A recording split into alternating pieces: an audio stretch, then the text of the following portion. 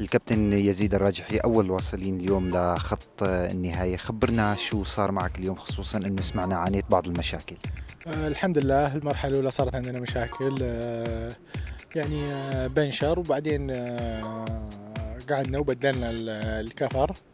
أخذنا شوي وقت لأن ما ركب الكفر ثاني مرة، وسبب لنا شوي مشكلة لأن المكان ترجع الكفر كان مكان ضيق، والكفر طلع برا عن الجنط وقعدنا نرجعه وأخذ منا وقت.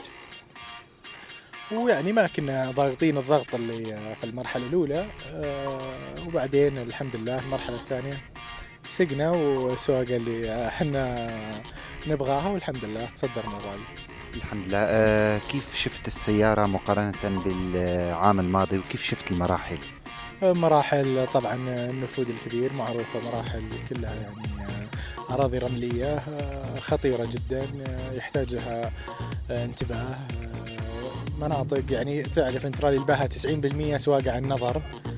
فالحمد لله السيارة يعني أثبتت جدارتها، وإن شاء الله أننا نكمل لبكرة إن شاء الله.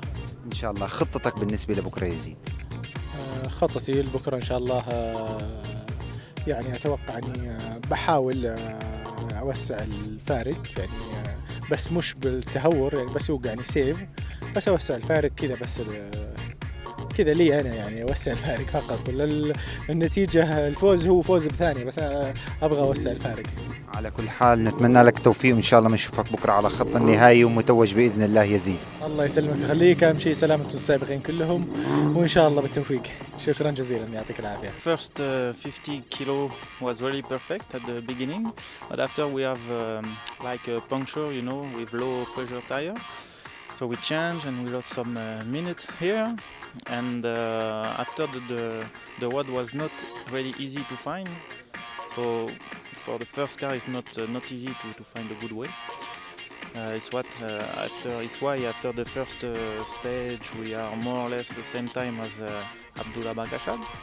And in the second one, 100 kilo, it was a little bit better, and with Yazid we worked with the car, with this Mitsubishi very well, and we arrived at the end with 6 minutes and a half faster than Abdullah Bakashab. So I think it was a good day, difficult day, but good day.